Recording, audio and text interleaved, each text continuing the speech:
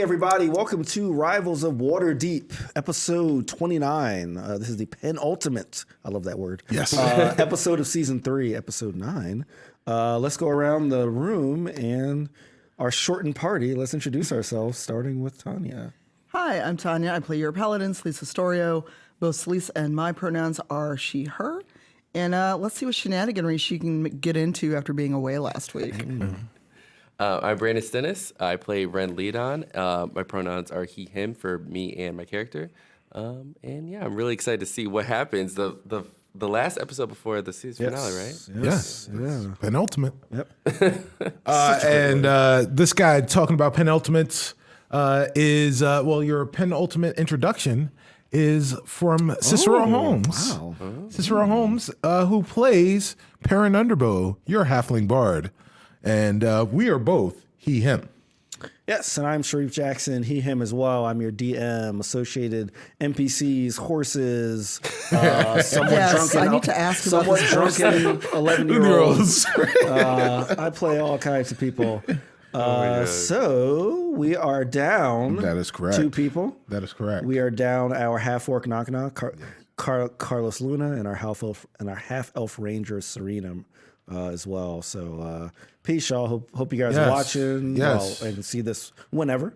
Right. Because you should know before our finale, which will be in 2 weeks at PAX East. That is correct. In Boston. So we will be off next week for C2E2. Correct. So let's get into the recap because I'm interested to hear what questions Tanya has. So I watched some of the episode, but what got my attention was the quote tweet about, yes, the horse is a dick. Okay. And I was just like, What? Okay. like, I watched the clip, but it still makes no sense. Okay. So previously on Rivals of Waterdeep. Whoosh. All right.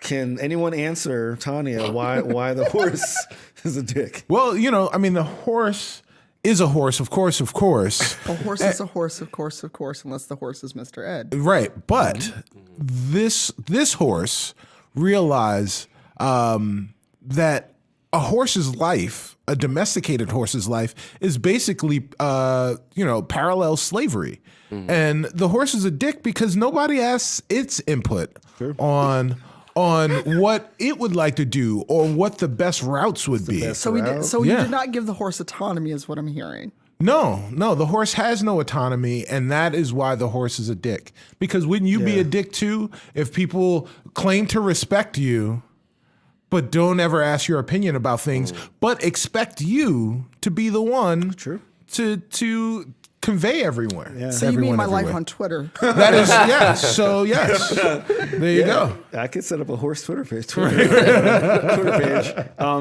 Also, this horse did belong to Blackstaff Tower. Who, Yes. as we have seen, some jerks live at Blackstaff from our first episode. That is correct. We noticed that. So let's start from the beginning of the episode. At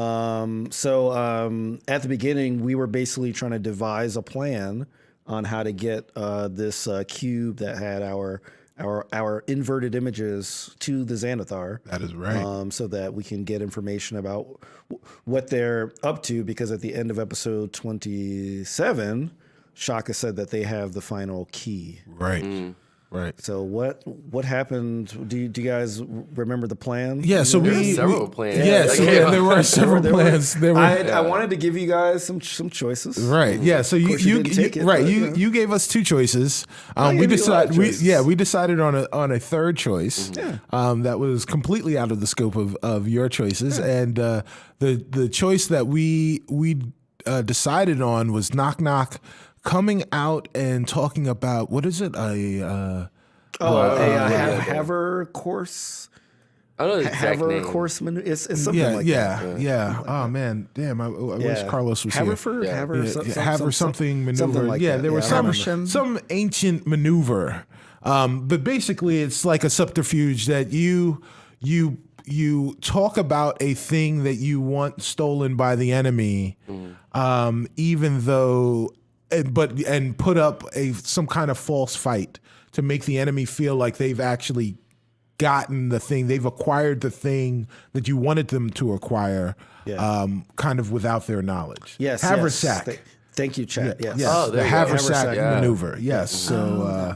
So we did that in the form of having, let's see, Rin, Ash, and Percival. Percival go back to the bar or the inn where Rin spent a couple of evenings when he was inebriated. Well, a couple hours. Yeah. but Yeah. Shirley he was Temples paid. too. Yeah. You gotta remember Shirley Temples. Yes, and then we discovered that Percival is severely underage. Oh dear. Yes, I 11 will years old. say I was a little shocked. Like I had been saying before, he's a little young. I re-listened to these shows. I Right. was saying he's young. Right. I never said his age. Right. But I was hoping that you guys would think. I was trying to play him as this kind of spunky, Right. young mage in training. but Right, I yeah, guess I didn't like do 20. 20. Oh, Yeah, young mage in training. 20 years old, you don't know what the hell you're doing. true. That is true. So, I agree with that. so they discovered he was 11. Yeah. As they While were they're at the bar. While they're at the bar, right, and now have to figure out how they can pretend to be drunk and give away their plans with a child. Yeah. So they got Percival drunk off of Shirley Temples. Yeah, it's pretty Yes, interesting. yes. This was him was funny. acting the way he thought a drunk person would act. Right.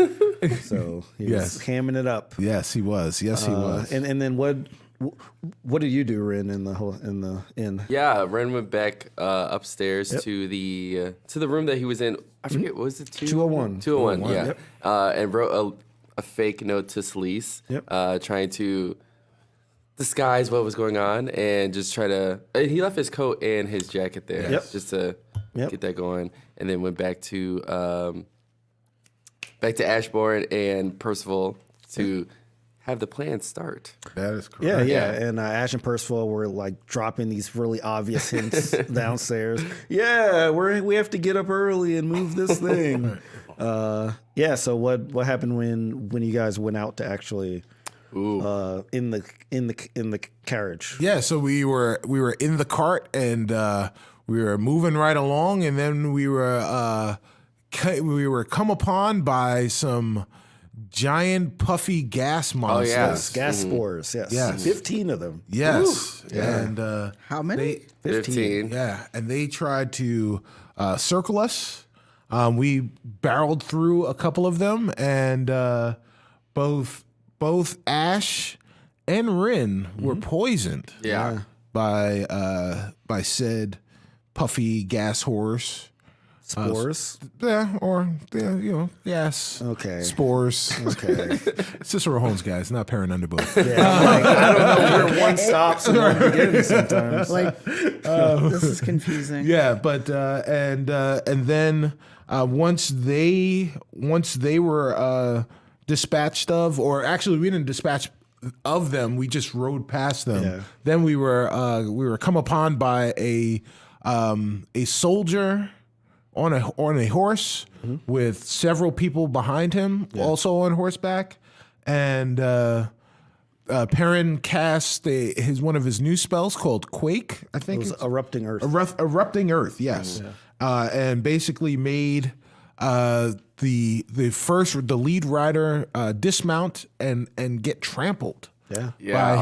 by his compatriots. But we discovered that the person that was leading the group was also at the inn the night before and had encountered Ash and Rin. And that once that person was dead, we discovered that the rest of the people riding with him were skeletons. Yeah. Yes. Yeah. Yeah. Skeletons. And Knock Knock pushing the horse because the horse realized that he did not like Ashbourne, even though she had like befriend animals. Yeah.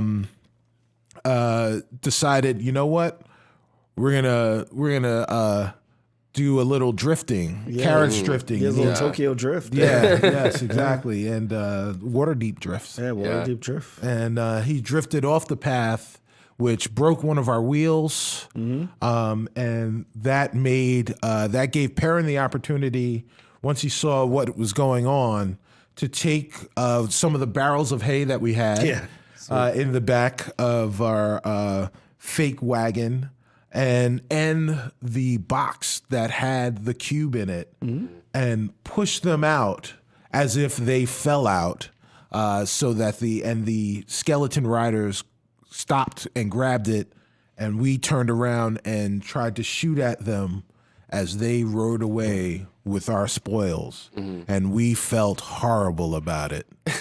Yeah, that was pretty funny. I if I remember, Ren, you just like put your dagger in the ground, like, oh damn it, they took our cube. Like, you guys are just shooting arrows, fake arrows, all missing. And Celise actually stayed with Shaka because he's still like recovering from the nervous breakdown that Poor Shaka. that like you guys partially caused by making him try to negotiate with Jarlaxle. That's true. Fake prisoners. Yeah. So you were like doing that. If you do hear the episode, you have to blame Cicero for making me imitate you with that wonderful accent. It wasn't my fault. That's okay. I'll get you back I didn't in Boston. do it. I didn't do it at first, but he handed me a mint julep. And Wow. what am I going to do? So you and Carlos are going to get it for imitating Celise. Yeah. Yeah. So if you want to see a live beating at a live on stage, real world divine smite. Make sure you're in the Albatross Theater at 9:30. All right. All right. Anything else, guys? No, I think that Oh, that yeah. was it. Yeah. All right. Yeah. So we have a lot to set up for that finale. So let's jump in. Let's do it. Okay. This is the next day. So I'm gonna say that like you guys like you like shot the arrows. You return back to a Blackstaff Tower. Sure. And because all that happened at the beginning it's the same day, sorry. Because like all the caravan stuff was like at first light, right? So like now it's like sort of like the early afternoon. Sure. Right?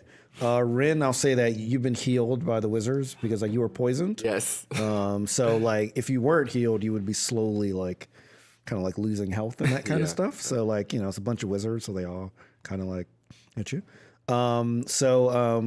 As you guys get like back, you're like sitting back, and you see like Celise come out, who's obviously curious about what happened. So what do you guys tell her? Celise, Yes, Perrin. the plan went unhitched without a hitch. Yeah, I know it was a bad PU, but but yes, triple U. Does a PW count as a PU? I don't know. No. Can we P double U? U? Yeah, double U, triple U. But yes, so the cube is on its way. All right. So hopefully this will help us on our next part of the adventure. We must get that key. Shaka, how is Shaka doing? He's still pretty bad. Shaka isn't much better. I think we need to wait a little bit until he's either able to travel with us or we need to talk to him because he's really shaken. We should probably check in on him to see how he is. This is, well, his personality is unsettled. I don't believe that Shaka will be of any use to us beyond where he has given us the cube. He has done his job. He seems like he's not even ready to be a part of what we do. All right, so Wow, that's cold. That's pretty cold. At this moment, you hear kind of this thumping coming off, and you see Shaka emerge. He's staggering. He's kind of holding himself up on the walls. So I'm going to go over and put an arm around him. Okay. Anybody else care to do anything? No. Oh, of course not. I'll walk over there. Because Celeste cares. Some days. Yeah. But before the live beating. At Right, PAX right. Live beatings is for Shareef, not Shaka. Yeah, that's true. That's true. Shaka Shareef. Yeah. So he like puts his weight on like a Celeste and like says, even if I can't go, don't forget the journal. It's written in a way that they couldn't understand, but it'll help you to navigate through if you ever need to go to the guild. I tried to capture as much information as I can in a language that they don't understand because they don't know math. Well, I'm out of this. But you Red suspects But come you out of do, but I have faith that you guys do, especially if you roll high on intelligence.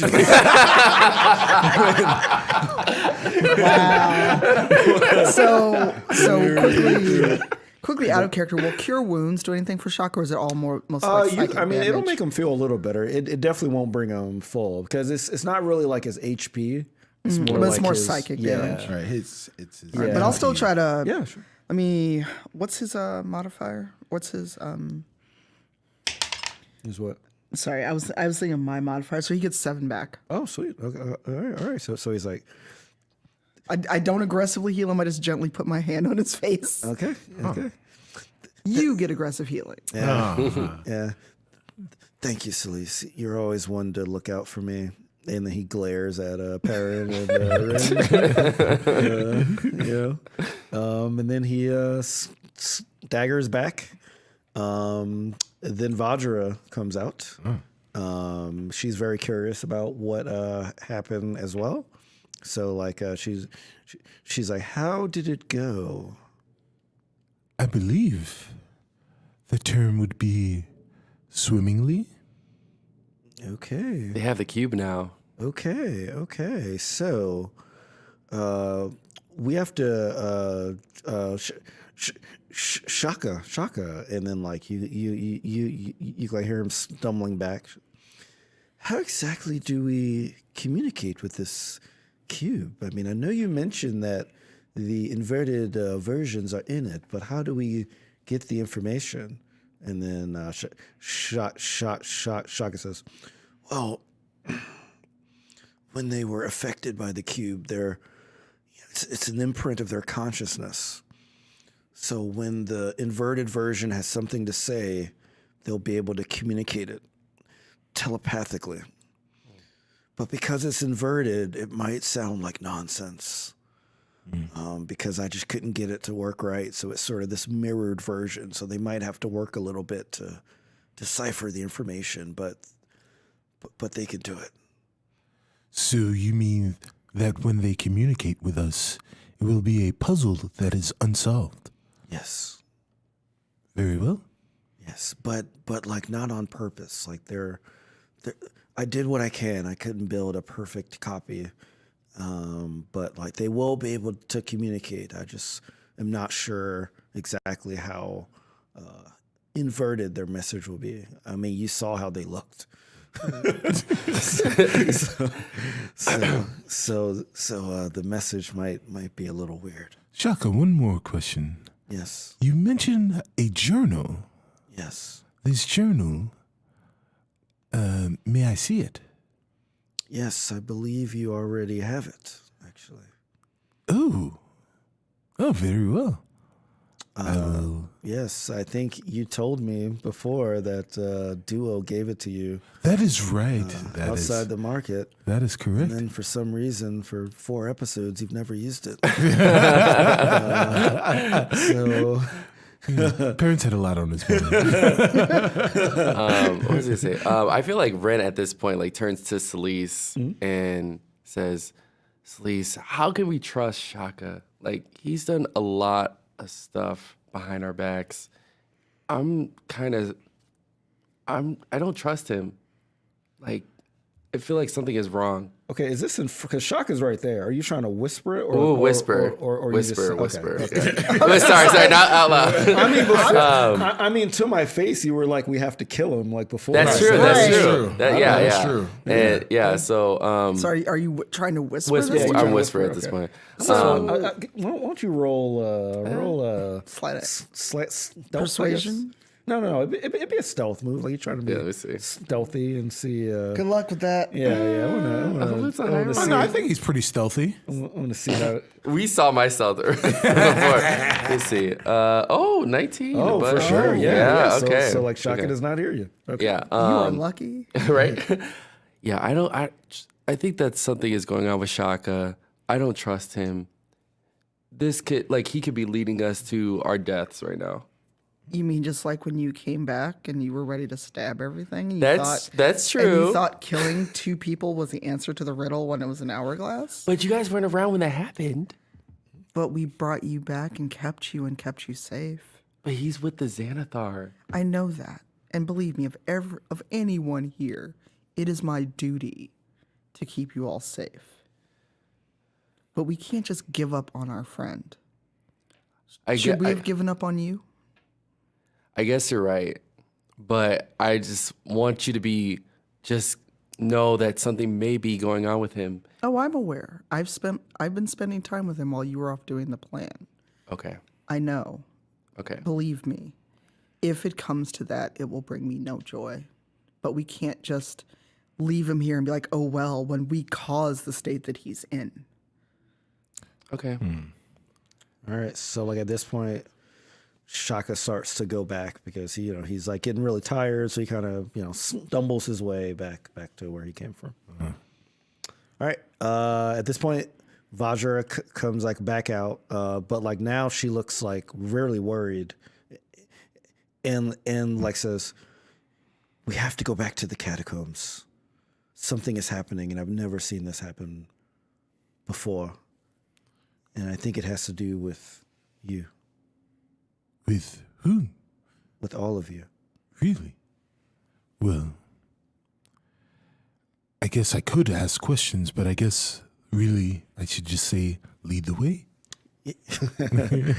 Yeah, so I'm not sure where Knock Knock and Ash are, but we can't wait for them. Let's just go. Very well. All right. Well, before we go, I want to make sure Shaka has like food and water within reach. And let him know that we're not just abandoning him. It's in his bowl. Just like something to snack on. I want like a water skin. I want a bowl of water. Look, just because you're a tiefling doesn't mean I got to treat you like an animal. Okay, all right. What kind of food are we talking I leave him like jerky, travel rations. Since he was like stumbling around, he may not be able to get up. Yeah, and, he's Right. he's physically, mentally, he is like Ooh, yeah. Slap him just to a kind of Slim make sure Jim. that he knows that we're coming back. That's the plan. Is it Slim Jim? I just have this. I have this image of like Shaka is. Yeah, I gave him some. I left him some Slim Jim brand beef, like dragon I jerky. feel like you. And like I don't know why I remember this, but there was a Slim Jim commercial where I think Macho Man was painting, and like he was like, "Art thou bored?" Snap into a Slim Jim.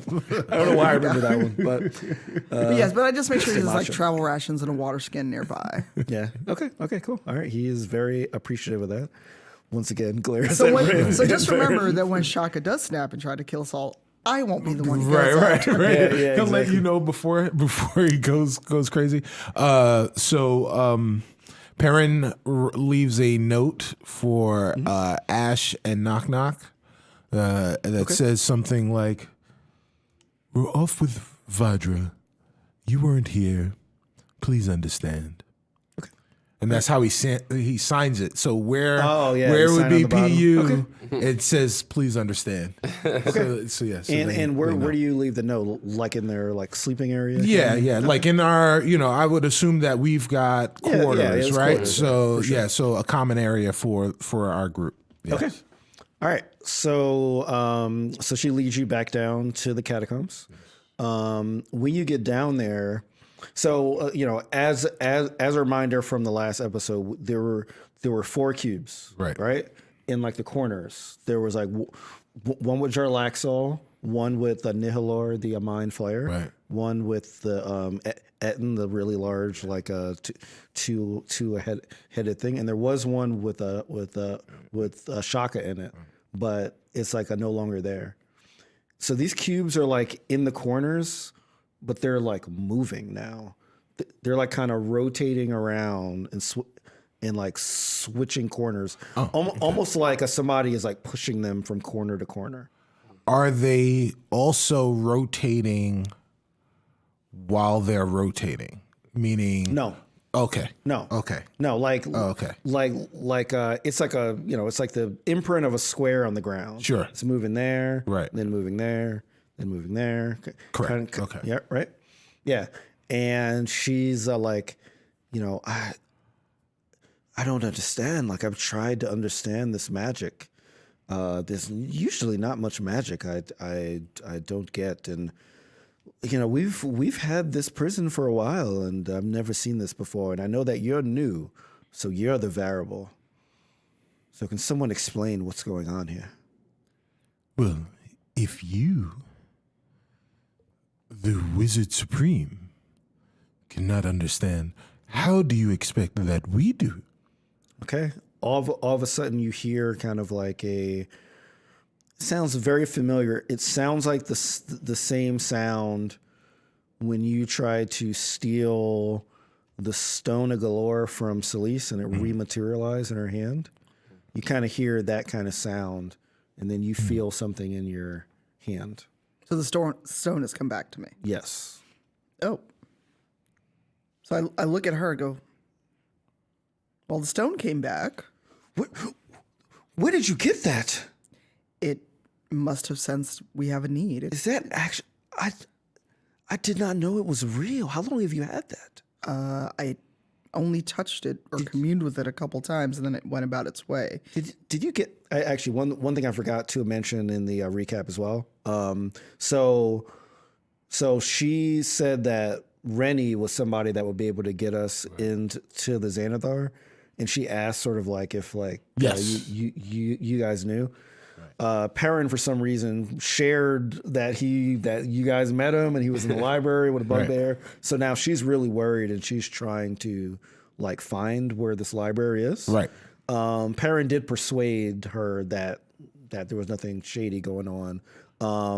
But like she also shared that his dad, Lord de Gault, was the one that embezzled the money and used the stone to erase the memories of himself and everybody else. So when she sees the stone, she's going to think that maybe you got it from Renaer or like in some ways kind of like did that because like Renaer saved her life. Mm-hmm. So like she's like really like sorry, I forgot to add that context in the No worries. recap. So she's like, what did you do to Rennie to get that? I did nothing to him. Well, how did you get it? So I'm going It to just give belonged to her his father, his father. Lord de Gault.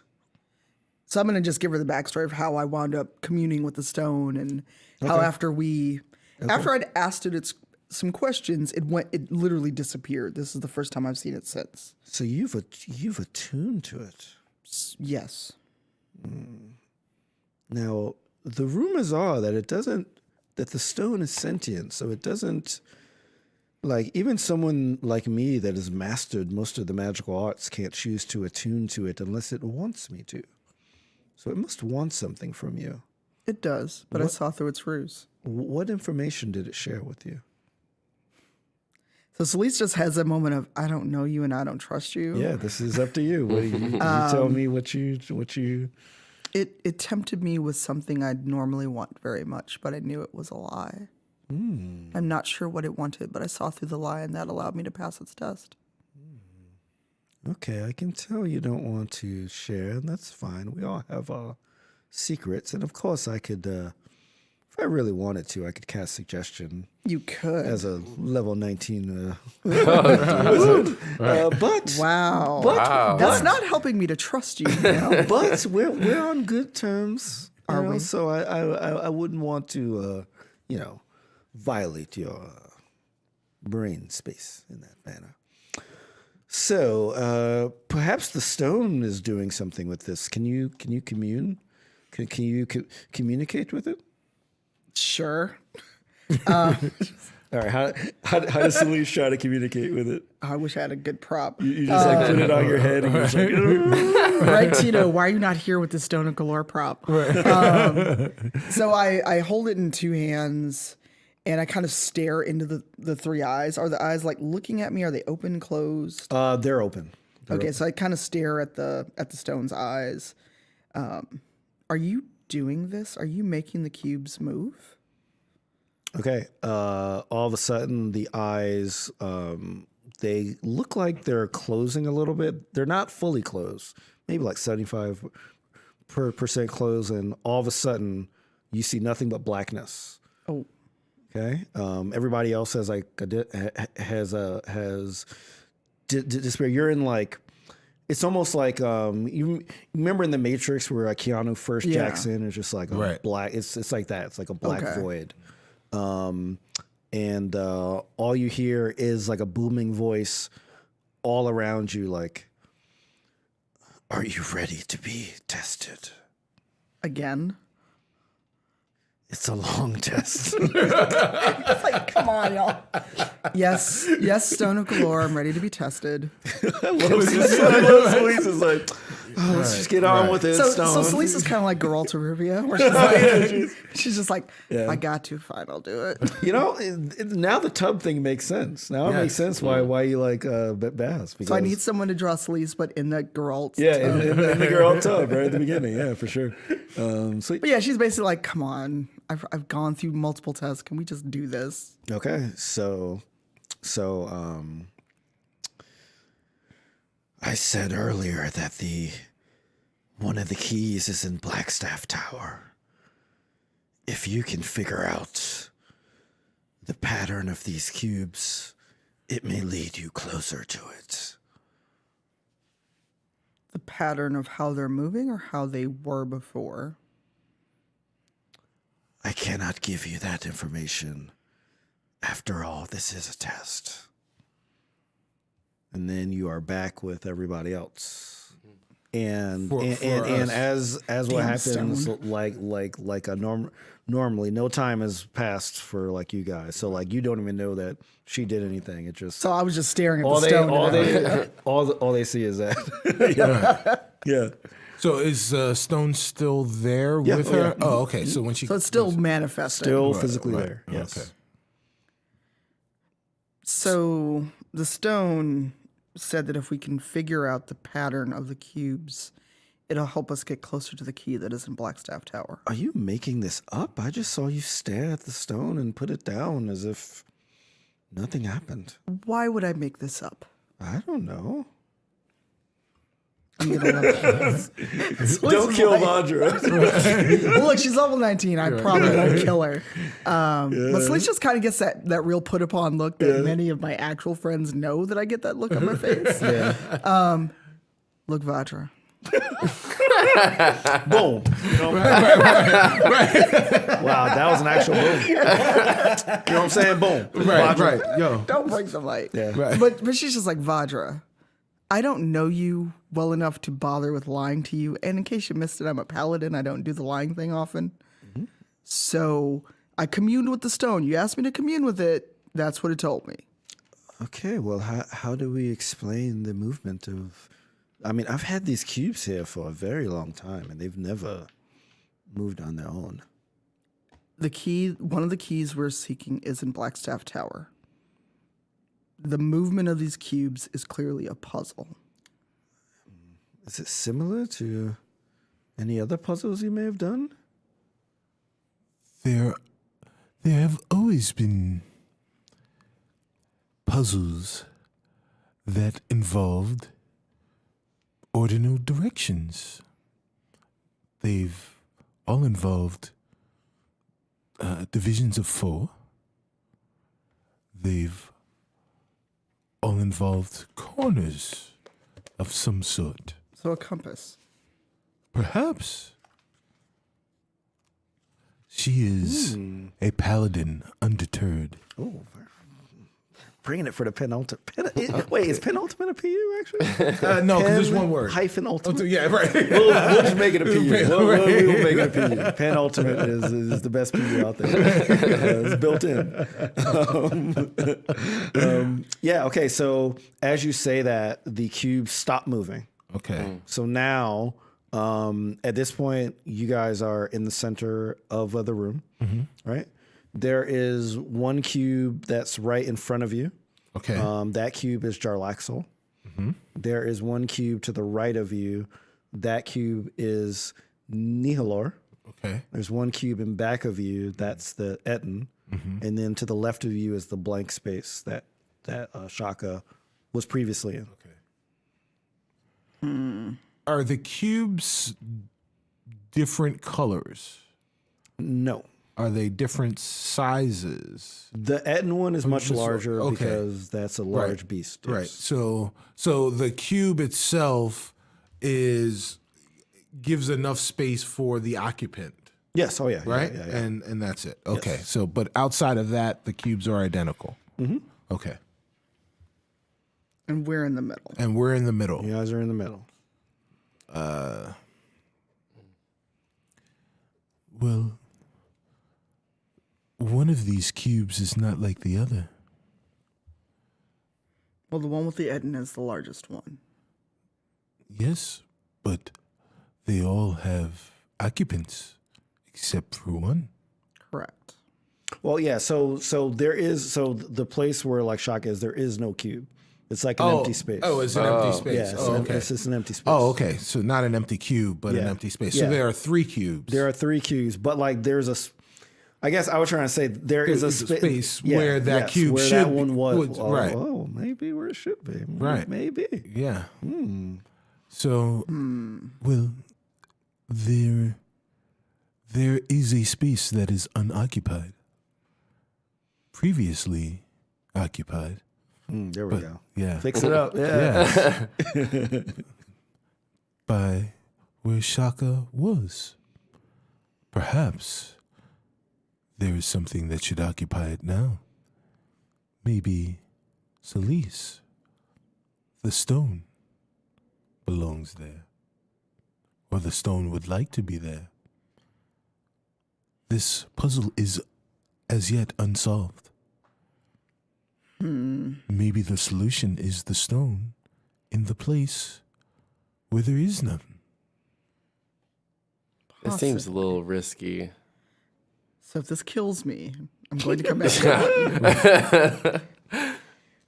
All right. So the stone is still there. It has not left. Still there. All right. So I'm going to slowly walk to the empty corner. Okay. And see, I'm watching the stone very carefully to see if it reacts to getting close to where this empty spot is. Okay. Yeah, it's not doing anything. So it's not vibrating. The eyes are still closed. Well, they're not completely closed. They're like, But it looks almost like someone's about to fall asleep. yeah. It almost looks like the stare that you give to Perrin. Eyes are open though when I stare at people. No. You definitely they narrow a bit for sure. Wow. For sure. Yeah. All right, so I'm just gonna make my way to that corner and see what happens. All right. As you go over there, you do feel as you get like right where this base is, you do feel a very slight vibration. It's like almost minute, but it's definitely, from your paladin training, you can sense like very sensitive things, and it's very sensitive, but like you could definitely feel a slight movement when it's there. Vibration from the stone? Yeah, or from the stone. Okay. Like in your hand. So she's gonna like cover the eyes with her other hand Okay. and kneel. Not quite put the stone on the ground, but just kneel and see if there's any change, like the closer she puts the stone to the ground. Okay. No, it doesn't really change. But you know what? Why don't you roll perception with advantage since you are attuned to the stone, All right. and you guys can roll just like regular perception. as Okay. well. Isn't it perform? What am I getting on advantage? Oh, you no, just- roll. Well, I got 18. Okay. Oh, well, I mean, you could roll better if you want, but. Look, I'm not taking my chances. Oh, mean, no, you take the just highest. take the highest one. You take Okay. the highest. Yeah. Good job. You got 18. Nope. Okay. I'm keeping All right, that what- 18. 18. 18. 20. Oh wow, you a nat 20? No. Right, Still, wow, not you guys are up and at 'em today. Right, that's right. We picking up the slack for Yeah, for the rest of the right. I'm rolling for the brothers who ain't here. I'm pouring out an 18 for, Right. Oh my God. for my homies. Right. Yeah. So what? This rose dedicated. All right, guys. So what everybody notices then is as you move it closer to the ground, you kind of see a very faint outline of a cube that starts to come around it. Oh. It's very faint. It's not a physical. It's not a cube. I'm not about but- to be trapped in a cube. No. But it's like something that like you can pass through because your hand has the stone there. It's like a faint outline of a cube, almost like a tracing or like a dotted version of one that's there. So I'm gonna lay the stone on the ground, and we're gonna remain kneeling right there. But I'm just gonna let the stone have contact with the ground. Okay. All right. So yeah, as it's there, like all of you kind of notice this very faint outline of a cube that's like surrounding it. So if Vedra puts the stone in a cube, what could happen? You can ask her to do it. That's up to you guys if you want to. All right, I'm going to back away. Can like role play it out. See All right, so I'm gonna back away. Vedra, can you create a it's cube? Vajra. Vajra. You know, like the A, like the vowel is pronounced like a ah. Put her ass in this cube in a minute. Come on, Celeste. And I was like, just kidding. Vadra's trying to get a shot in the mouth. That's what she's trying to get. I don't care if she's level 19. She's gonna get a shot in the mouth. Level 19 can't stop a bullet. That is a quote from Rivals of Waterdeep. Yeah. Wow. So, Vadra, Yes. could you create a cube around the Stone of Galore, please? So like I didn't have her roll, so she didn't see that. The So she didn't faint see me like outline. walk. No, she didn't see the outline. She didn't see the faint Okay. outline. The only reason that you guys see it is because you're like have this connection with the stone.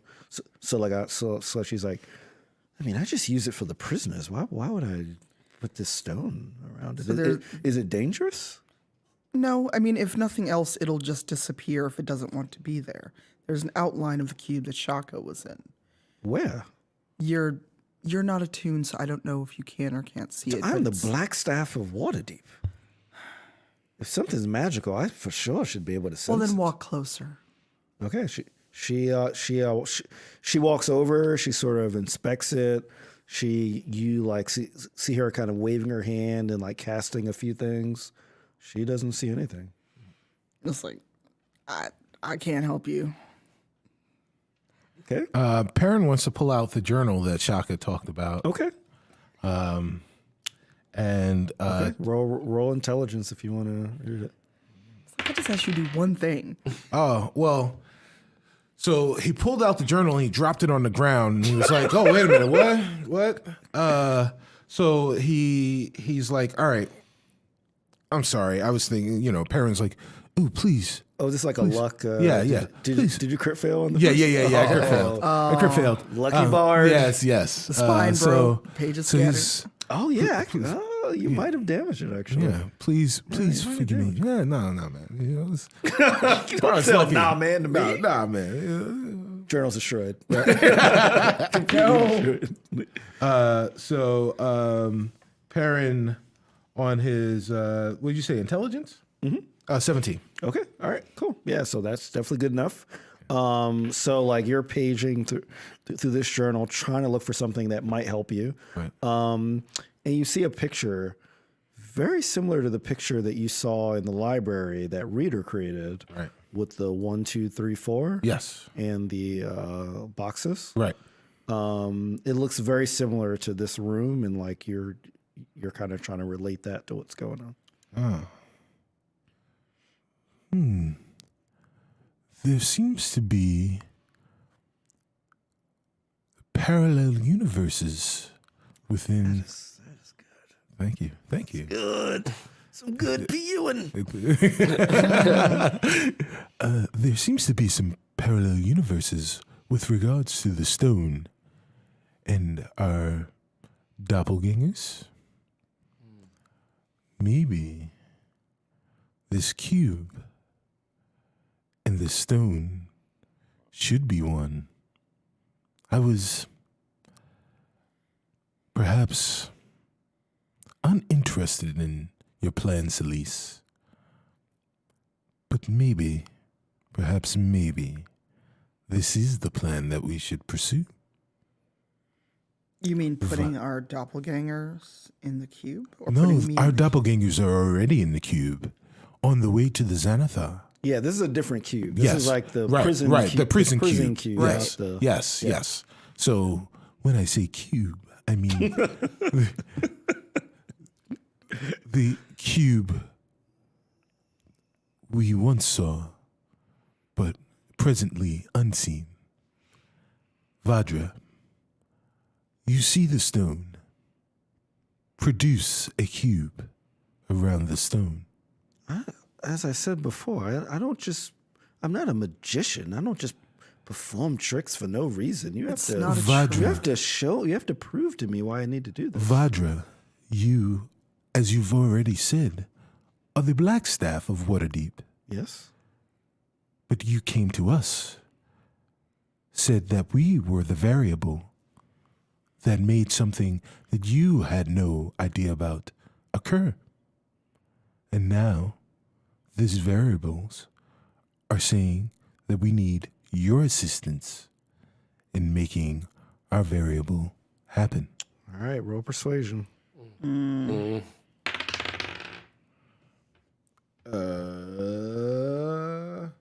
13. Okay, not good enough. She's like, I think I'll go ask Shaka. Actually, I think I'll see what he has to say. I know we have his journal, but since we don't have Knock Knock or Ash either, I just not certain that this will work. So she leaves. Well, I will say as you leave, Okay, yeah. As she's walking off, what do you say? not listening to Paranundabo is perhaps unwise. Okay. Right. So Celise is understandably annoyed, but she decides to go back to where the cube is, Okay. Which one? where the stone is. Stone is okay. It's like, Vadra, put me in a cube then. Okay, so like that actually makes her stop and she says, "Why would I do that?" Because the stone seems to be the missing piece, and if you won't put it around the stone, then if I'm in the cube and it solves the puzzle, it gets us a step closer. Okay, so like you want to be like with the stone, like kind of Right. So I'm basically holding like it, like next like to it, or like you're- sitting there, like, you know, kind of cross-legged, holding the stone, or maybe like still have it on the ground, but my hand on it. Okay. So I'm communing with the stone, like we're not trying to trap you, like we're just trying to solve your puzzle. Okay, so she's like, well, if you're willing to risk yourself, that to me is much more convincing than the halflings' attempted way to get me to do it. So I am a paladin of Tyr. okay, okay, all right. So are you like in position? All right. So yeah, she like puts her hand out and she does a motion and this cube forms around you. And you start to feel very weird. Make a Constitution saving throw. Oh dear. I believe in you. Where's my con? That's a 20 total, not a nat 20. Okay. All right. So like so you're still able to sort of like keep your wits about you and like you can sort of still perceive what's going on, you know, around you. So like the cube to you is like fairly translucent. So like you can see everyone and like hear what's going on for now. Because if you guys recall, everybody else when they were in a cube, they were like in like a stasis, Right. like a, almost like a like an unconscious thing. But you're not in that yet because you withstood it. So. Yeah, so I've left the stone on the floor, but I've kept a hand on it to kind of commune with it while I can. Okay. All right.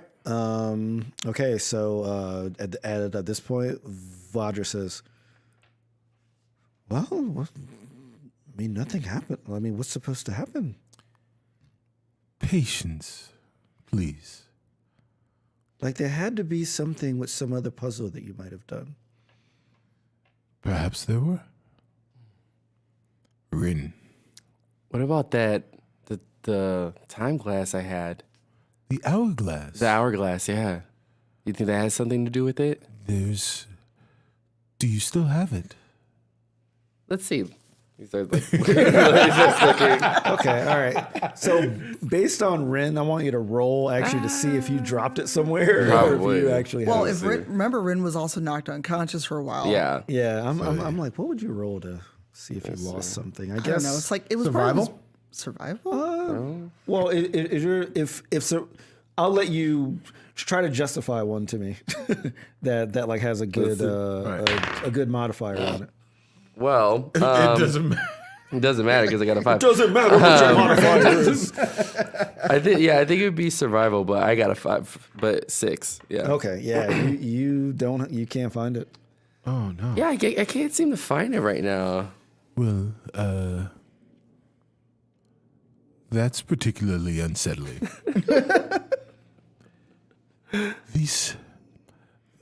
A puzzle that we've had previously that would give us an outcome very similar to the one that we are having right now.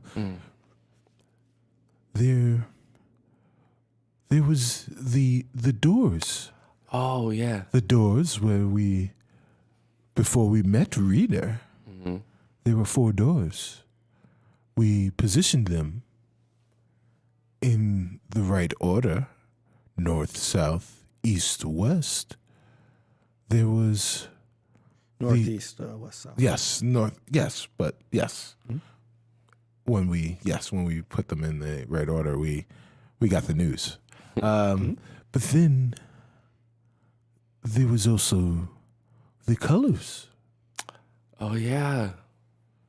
But there are no colors here. There are cubes, and the cube could perhaps be a door. You've locked someone away. You locked things behind a door.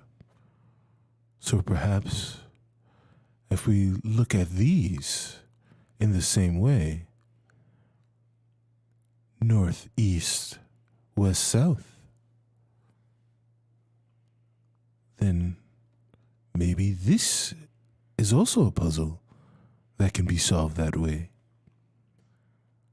So Perrin walks towards Jardaxel,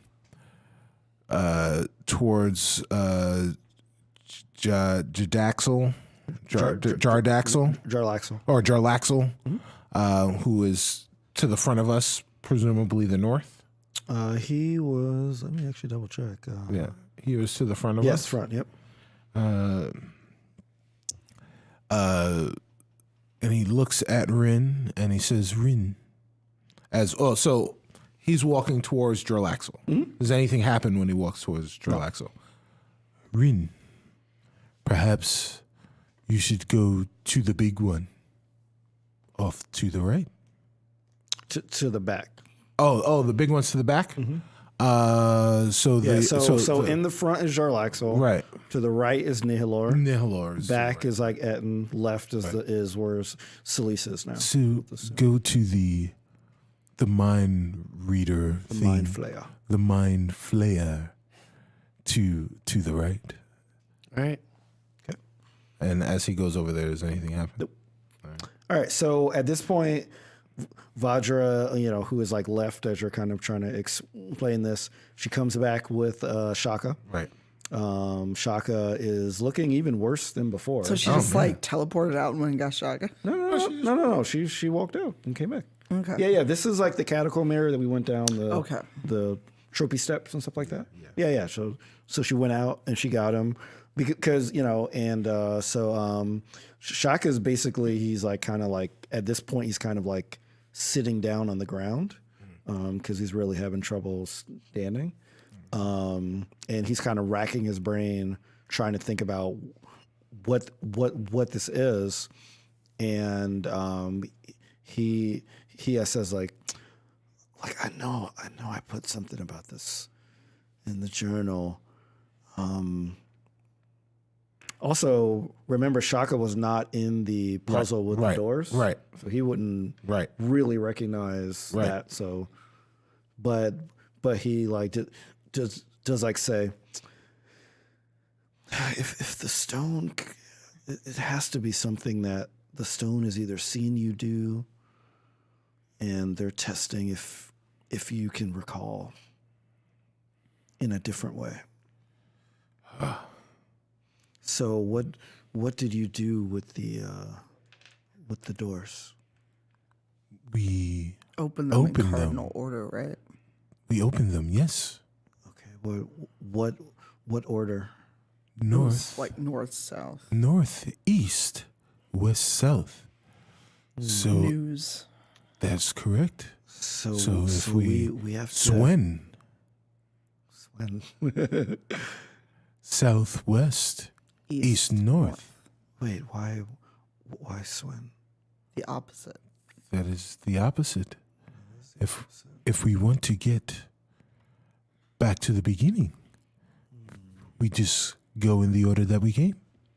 I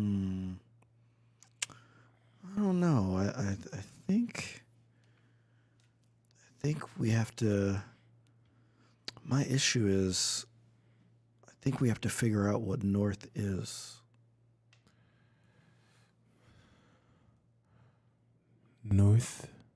And at this point, actually, who's at Jarlaxle's cube? Who went to Jarlaxle? Perrin. You went? Perrin. Okay. Perrin's it. I'll say you're kind of looking, you're like, as you're trying to think this out, you're also looking at his cube, and you notice sort of in the cube, and like this was probably there while he was trying to escape when he was first captured.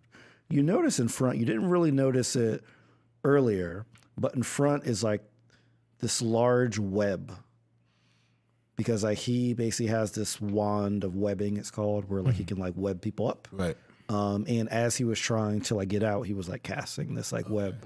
So you see, this web that's like in front of the cube. That will be really hard to see unless you're like right up on the cube. which is why you notice it. So it's inside the cube? or Inside. It's inside the cube. There's a web. Yes. This web. I did not see that before. This web in the north. Spider web.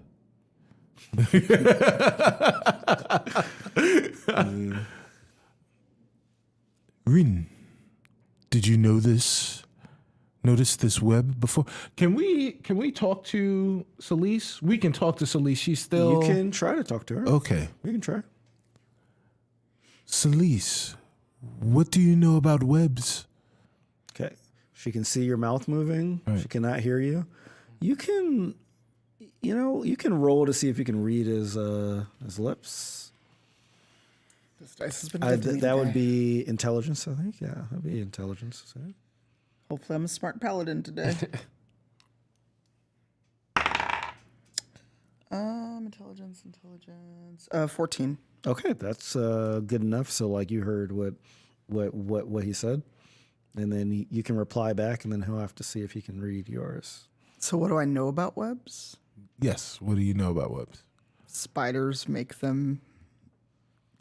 They're dangerous if the spider's too big. All right, you want to see if you see what she's saying? On this episode of Charades of Waterdeep. Yeah, this is charades with die. So what am I? Intelligence? Yeah. Oh, yeah. I mean, I heard her. Okay. Yes. All right. Yeah.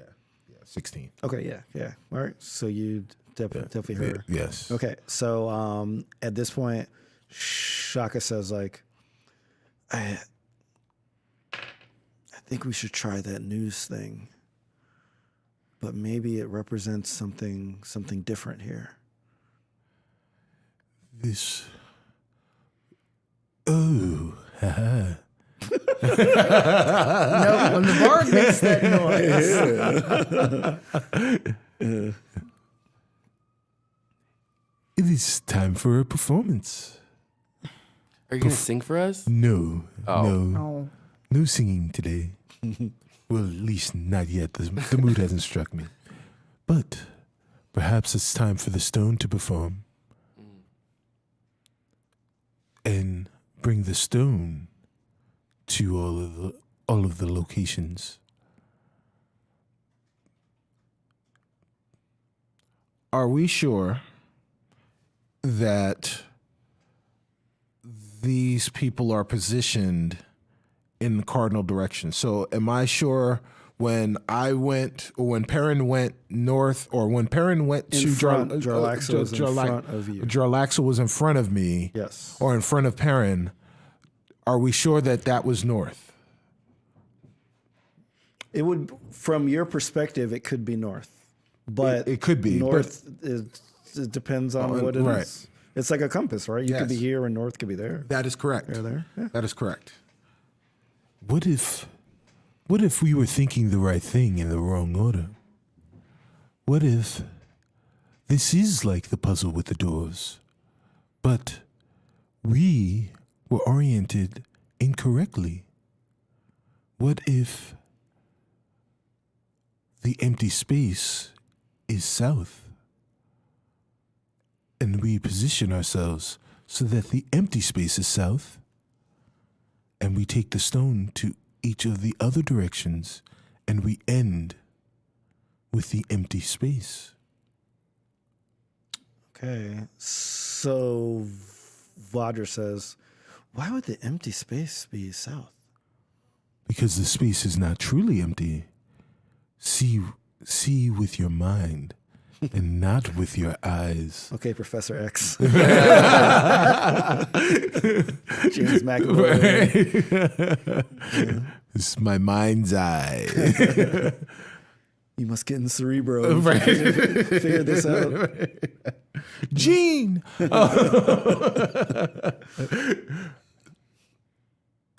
Vajra,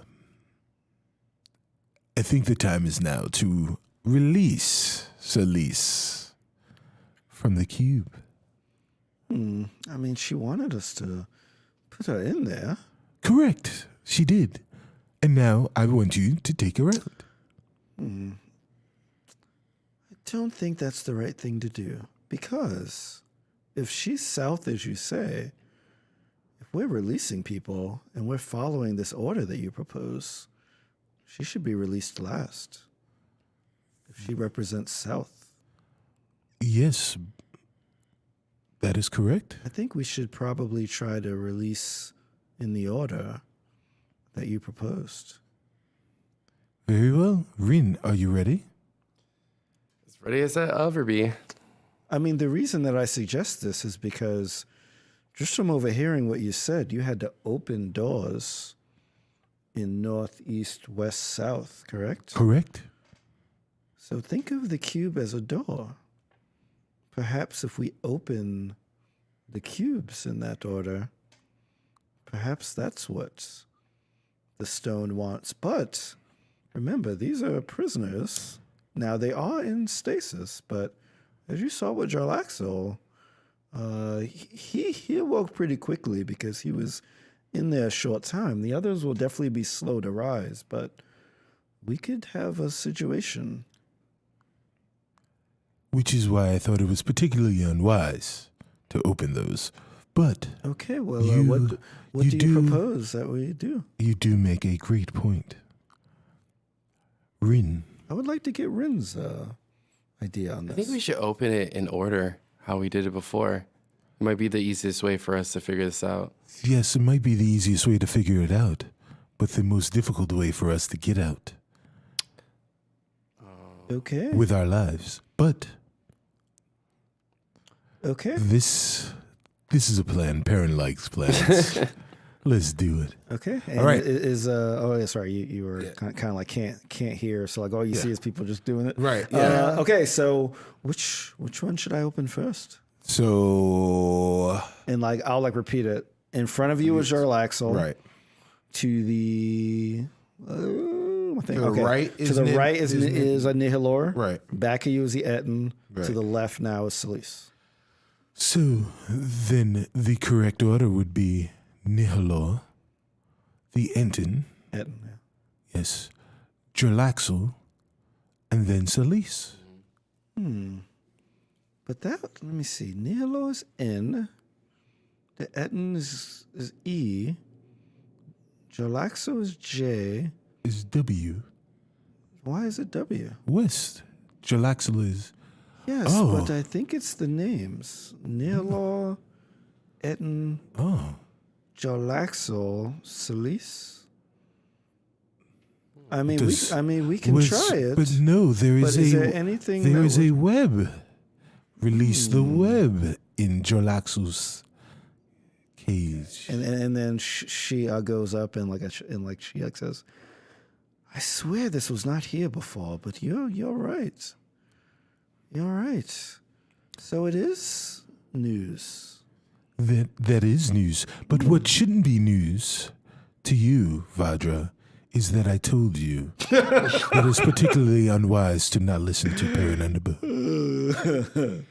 Okay. All right. So she is going to. Okay. How do you position yourself as she does Am I this? still at south, right? No. So you can move. So you can move like wherever you want. But so you were near Nihilor. yeah, yeah. You were near one. So that would be the first one open. Perrin is going to move himself closer to Celise. Okay. I think there's strength in numbers, so Perrin thinks there's strength in numbers, so he's going to move himself back. He's going to look at Rin and motion him back over this way. Okay. So if something goes down, Yeah.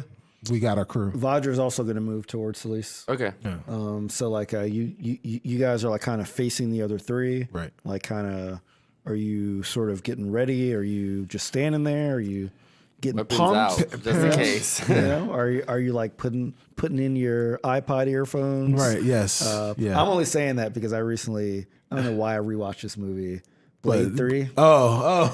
I rewatched Blade 3 and I totally forgot how they had this basically iPod commercial where I think it was Whistler's daughter would only fight if she was listening to like a playlist of music. Nice. This is when the iPod first came out. Yeah. It's kind of weird to think about, but do you remember back when the white headphones was like this big status symbol? Yeah. Like I was living in New York at the time, and when you saw people on the subway, Yeah. you were like, "Whoa, that person has an iPod." It was a big deal. When Yeah. when they came out, they were like $600, $700. yeah, Like they weren't like subsidized. And now it they was- don't even exist. Yeah, exactly. It's like the like wireless ones, right? Right, yeah. Which I would lose, so I never got those. But Good job. Smart. yeah. Okay. So like as you guys are there, she raises out her like hand. She opens up the north cube. Nihilor falls to the ground. Then she opens up the east cube, and the Etten, who's like a very large, kind of topples over. Oh boy. And it's this loud rumbling shake because it's large. Then she opens up the west cube, and Jarlaxo actually falls into this web. So like he's like still unconscious, but he's kind of like covered in this web now. And then she turns around and she opens up the south cube. So like now, like you who you don't really know what's happening. Right, I'm just kinda it like just opens up. So what do you say as like you see these cubes open and then yours open? What did you do? The puzzle was previously unsolved, but now it is solved. You and I have very different definitions of solved. That is correct, Celise. But, as you should know, Paranundabo does nothing that will put him in peril on purpose. Celeste just gives him a filthy look. And so she is the stone still there? Has Yes, the stone left? stone is still in your so hand. she's gonna like actually like tuck the stone into a pouch. Okay, I thought you were gonna throw it at No, Perry. I'm not throwing the sentient stone. That would be so rude. I was like, the stone is not a shoe. I'm not giving him the chancla. Yeah, it's not. No, but I okay, put it in put a it in pouch pouch. and like gently pat it, like, hey, it's okay. Okay. And then like Okay. looks like it's time for combat. So now the Nihilor begins to wake up. Then the Etten begins to wake up. then Jarlaxle begins to wake up. And they all stare directly at Vajra. And something happens that's very similar to when you first did the news puzzle. Right. Where the room starts to rotate. Yes. Starts to rotate faster and faster. And not only the room, but like actually Vajra, like the Ed, Nihilor, and Jarlaxle all start to like rotate. She separates from you guys. You see them lunge toward her as she gets ready with her like magic, and then they all disappear. Where's Shaka in all of this? Shaka is like he had kind of crawled back out, so like he's not like a part of this. But look at you guys looking out for Shaka now. I love it. Yeah, man. I love it. Look. You know, he's still our people. You know, Good Shaka. right? Yeah. So now, you know, they all kind of like dissolve in like a similar way, and now you guys are in a room that looks very similar to the room with the lanterns in it. So like there's that large 20 by 20 foot door. Right. Except instead of the lanterns, what you see is sort of, it almost looks like a 3D hologram, like a painting that's in the center of the room. Okay. Think of like you know, like those in Harry Potter, those like moving paintings Yes. that like you can like reach into and stuff. Kind of looks like that. It's a large one though. Okay. And what's inside of it is you see like an ocean on the bottom, and you see like a island in the middle, and the like island has one large green tree with like green leaves on it. There is a yellow beehive on one of the branches, and there's red roses on the ground surrounding the tree. So ocean. Then what? There's like an island in the ocean. Island. There's one tree on the island with green leaves. Green leaves. There's one yellow beehive hanging off one of the branches. And below the tree are red roses. Okay. Tanya, you're writing this down? Yes. Thank you. I'm just doing my best poor visual imitation of a palm tree on an island. In the ocean. With a bee and a rose. Like the letter B or a B? Like a beehive. Beehive, Like a honeycomb beehive. Yeah, like beehive. a yellow beehive hanging from one of the branches. Okay, so Yes. Oh, I'm all that loving time, this. all the time spent in Monster Hunter means I know what a beehive looks like. Sweet. The entire time that Tanya's doing this, my internal soundtrack is like the Snoopy Peanuts. Nice. Yes. Nice. Does that fit your description? I want to do the Snoopy dance. Yes. Like his nose in the air. Oh my god! Yeah. I think All that's right. decent. So like the little lonely island palm tree. Yeah. we're on a boat. I don't know if y'all can see that, but Oh God. Yeah. So sorry, audio listeners. Yes. You don't get to benefit from Sorry. the artistry of our paladin. So Perrin sees this and says, "Remember, we are blue, green, yellow, red. Blue, green, yellow, red. Blue of the ocean. Green of the trees. Yellow of the bee, and red of the rose." So Perrin goes to the painting and he says, "Celise, you're very fond of baths, but Perrin is very fond of swimming." And he runs towards the painting and he goes to jump in. You jump in, and now you are in the painting. You are swimming around in the painting. Yes. To everybody else, it like looks like you've shrunk, and you're inside of this. I mean, it's a large painting, Right. but like you've still shrunken about a quarter of your size. You're inside this painting, Right. just swimming around. All right, so Perrin's going to swim towards the. I feel like you would like doggy paddle. Actually, I feel like you Yeah. oh my god! Perrin's a... Just be treading water. Man, can I roll performance? Because Okay, you know what? You know what? sure, Yeah, roll because maybe Perrin... you'll prove me wrong. Yeah. Maybe you're Michael Phelps. Maybe I'm not. I was like, that's Perrin got a 9. No, you're who's the guy that got caught like stealing? Ryan Lochte. Yeah, exactly. You're Ryan you're Lochte. Ryan Lochte. Yes. Yes. So, so Perrin believes in his head. Yeah, you believe Right. that you're. He believes that he is Ryan Lochte, the Olympian, but he turns out he's just Ryan Lochte, the human being. And Yeah, so exactly. he's You're Ryan Lochte, the trash human. Shout out to Ryan Lochte. He's No shout out to right. Ryan Lochte. He's awful. He's somewhat misunderstood. not a D&D Celebrity sponsor. Big Brother fans out there, you know that guy. we're just striking So that. he's definitely trash if he's on that show. That show man. only accepts trash. Oh man, I've watched that show. So Right? Selisa's just kind of like, she does like even the RCA kind of dog head tilt, like she's seen some weird things, but this is kind of at the top of it. Yeah, he's jumping in the So- painting so- like it's Mario 64. Right. He So jumps in. so Perrin is now doggy paddling his way towards the island. Has he made it to the island yet? Yeah.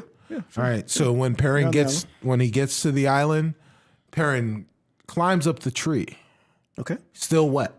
Climbs up the tree. He grabs a leaf off the top of the tree. Perrin should I roll athletics to see how well? Yeah, sure. Yes. right. Yes. Perrin is 7. Okay, you do not make it up to get this leaf. Oh, okay. You gotta remember, you're pretty short, right. So you have to like roll pretty high to make it up. Yeah, I there. should have It's a stopped pretty using, big tree. Should have stopped using that die. But yeah, so Perrin is trying, so he tries to go up the first time and he slides back down. Yeah, exactly. Yeah. Right. So shame. Right. And then at that point he looks back now. He's in the painting. So he looks back at the horizon from where he came. Can he see out of the painting? Yes. Or okay. Yes, you do. So he looks. So like they look massive, like Right. they look like they're giants. So he looks back at them, kind of expectantly, like, what are you guys doing? like you coming or what? Right. So he looks at them. When he looks at you guys, what are you guys? Gonna... I feel like Ren is like waving like, "Hey, Perrin, hey, how you doing? What's up? You got yourself in there." So Selisa's thinking like, if I use paint thinner, what would happen? Yeah, it'll be like that Looney Tunes or the anime where it's like erasing Donald Duck, or Daffy Duck. Yeah. Oh, the giant pencil, Yeah, the right. eraser. So Selisa shrugs and looks at Ren's like, well, we going? I guess we can just go in. Let's just go in too. All right, so I'm gonna take a running leap into, because I figure if I just try to like walk into the painting, I'll bounce off it or something. Yeah. It's like a leap of faith. Like you definitely have to go all in. So this is now Rivals of Waterdeep Assassin's Creed edition. Yes. Well, this is like, think about like getting another Harry Potter reference, but like running into that wall to make it to the where 9.5. platform. Oh yeah. Yeah. You right. gotta run with your shopping cart and your Yes. owl. You gotta go All right, so full I'm gonna bore. back up and run into it. Okay, how does Celise do this? Is it a swan dive? Is it like a how you I do mean, this? really think of it like the Assassin's Creed kind of leap of faith, where she like kind of jumps in and then like when you jump off things, you land in water. Yeah, it's like okay. And somehow miraculously, I don't break my neck, even though I've jumped like 20 stories. Doesn't matter. You are a very powerful paladin. Okay, how does Rune? Vadra's still there, right? No, No, Roger's no, not. no. No. It like the room kind of like rotated. The last thing that you saw was like Vajra preparing to fight these 3 very powerful monsters as you appeared in this. Well, since like nobody's in the room at this point, I feel like Ren does his little like thing. He's like, he looks around to see if anybody's around, and he does like his little voguing thing, and then he like backflips into the painting. Oh, that's dope. Oh, Yeah. yeah. Wait, Yeah, are it's you Ren. backflipping while voguing? I mean, Let's that say would yeah. be pretty awesome. Yeah, let's you say are. yes. Okay, bro. Yeah. Oh my god. Roll you are. performance. Okay. Yeah, roll performance with advantage because Hell you yeah. are, Someone please clip because like this. you are at this point an expert dancer. Yeah, it's like you've been dancing so much, you're an expert dancer. Someone please wow. clip this. 14. What's your 14. performance? Performance is 3, 17. 17. Okay, Or roll. you can roll one more time. Oh yeah. Yeah, I was trying to see if you do any better. 10. Okay, all right. So yeah, you pull this off, man.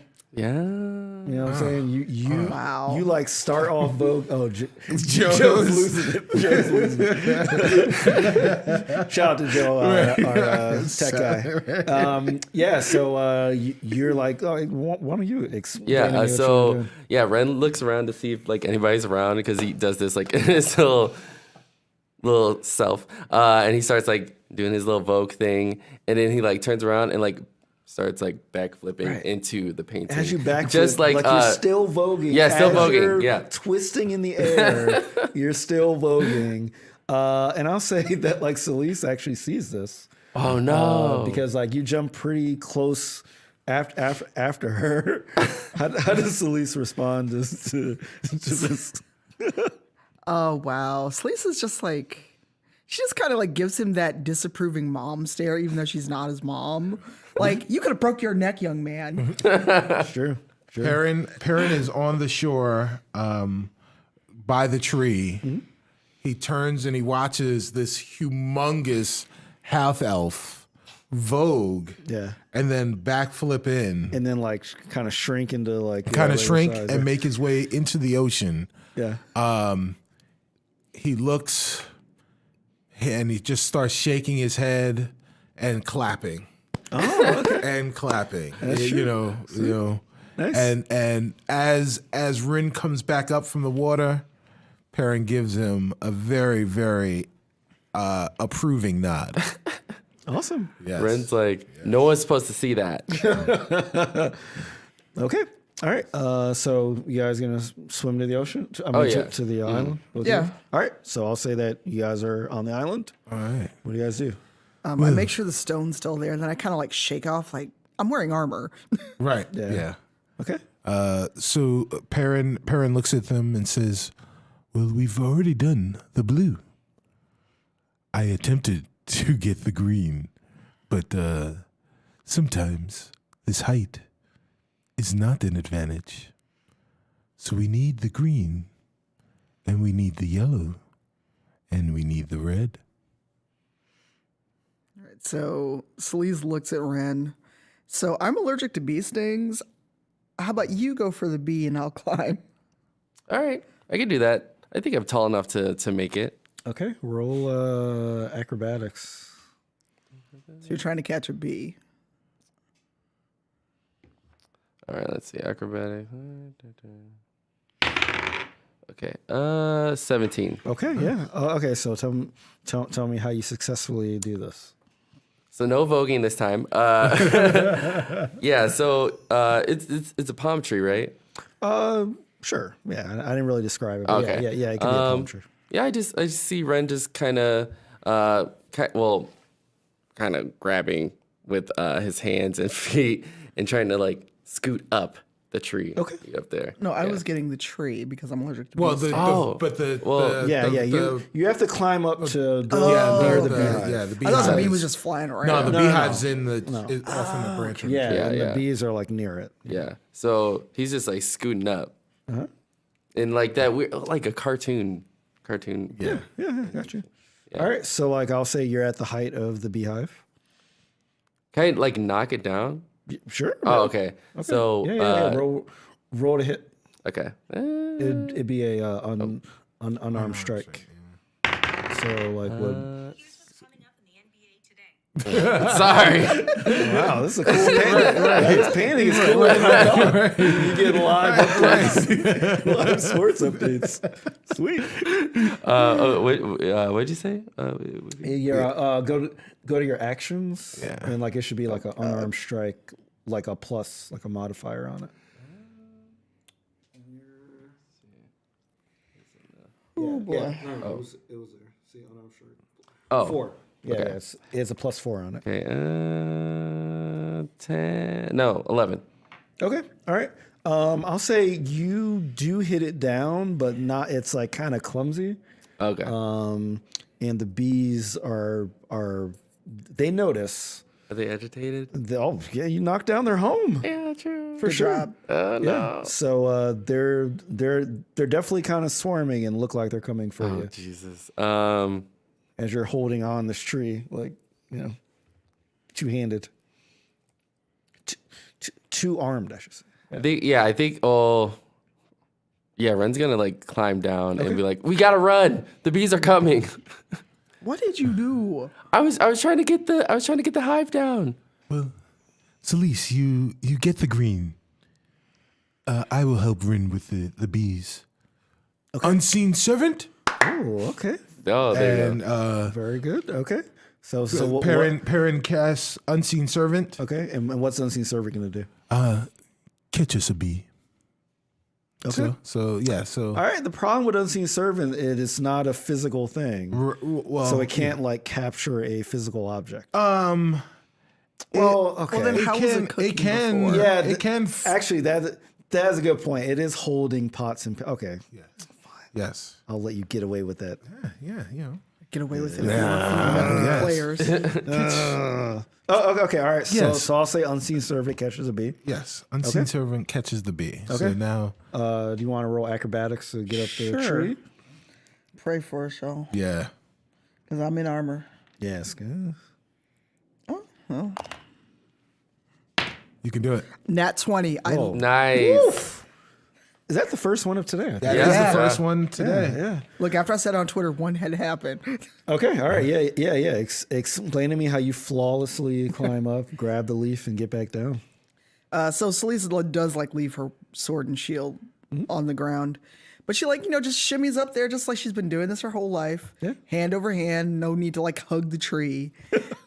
Shade on No shade. It's just like, she got a good enough roll. Yeah, for So she like climbs up there, delicately pulls a leaf, puts it between her teeth, doesn't break the leaf. Wow. And shimmies back down. I mean, I got a nat Nice. 20. Yes. I love it. I love it. I didn't think about that in your teeth. Catches leaves with her teeth. That's my new surname. Paladin, please. That's my new paladin surname. Catches leaves first of her name. Right. Nice. Okay, so we got a bee, we got a leaf. Right. And What else are we getting? Perrin goes over to the rose and he says, this does smell like boo-boo. Shout out to Outcast. So so Perrin looks at the rose and he picks it. Okay. And he I picks the want rose. you to roll sleight of hand. Okay. Roses are pretty thorny. Yes, every rose has a Let's see thorn. if you 11. all right. You do pick it up successfully. All right. Without pricking yourself. Nice. Cool. Yes. All right. What else you guys want to do? Well, So Sleaze wants to know how are we having swum in the water? Does that count for the blue? Or do we need a vial of the water? You guys tell me. I feel like we should take some. We're wet. Yeah. Are we wet? Can We we? just got out of the water. Yes. I will say this. I will say that. Remember, this is very similar to the room you were in before with the lanterns, meaning Right. you had to put something in front of the door Right. in the correct order. Right. Right, then, do any of us have a vial or a empty flask? If you don't, you can look around for one. Yeah. I mean, you are on an island. Yeah. Yeah. Let's look. I mean, you around. might have a flask. I don't Right, know, yeah. I don't know what's in you guys' image. Well, I mean, Rin definitely has a flash. Yeah, definitely. Yeah, definitely. But is it empty? okay, Yeah, yeah. yeah. So you would have to pour out your alcohol and put water in it if you want to use that. Oh yeah, let's do it. Cause like he wants to try to figure out this puzzle, so Okay. we're gonna All right. take it out. This is the first step. Yeah, This is yes, the first step. exactly. This is step Gonna one. dump One it day at a out. time. Oh, okay. All right. So you pour out the alcohol. How do you get the water? You just like kind of go Well, in the yeah, you water just had to and- like put it in, right? Well, yeah, because Yeah, it's yeah, gonna you take a just little get bit. it. So just dip it in there, let the water go in, and like close it up. Okay. So, right. but yeah, Perrin does also have like a jar. He has like little knickknacks that he holds stuff in. Okay. He goes over to Unseen Servant that is now like holding a bee. So it's just like this bee Yeah, suspended yeah. in, It's just a in bee, air. just like trying to get out of the mist. And Perrin takes the jar and he puts it over the bee and puts the bee in the jar. Oh, that's some straight up Zelda stuff. I like wow, it. yeah. It's like a fairy in there. Yes. All right. So as you do that, you guys hear kind of a sound, and you look at the tree, and the tree now looks like it's in the same shape of a painting, but it's showing the room with the lantern in it. So like it almost looks like an image that looks similar to the reverse of the one that you went through to get in the painting. Oh, so it's Paintception now? Yeah, Paintception. Wow. All right. All right, so I guess we have to go back to the room with the lanterns. Well, You guys tell me what you guys can do. they should perhaps go in order. So, as we do go through, maybe we should go in with the order that we have the items. So, blue, green, yellow, red. But doesn't one of us have 2 items? Yes, so we could go in blue, green, yellow, red. All right. So All right. your unseen servant has the bee and you have the rose. Well, no, Perrin now has. Okay. The, I will also say, Celeste, you feel when like he says the pattern, you feel a little rumble from the stone, and you look at it and the eyes are closed oh, when he says that pattern. And you, why don't you roll history?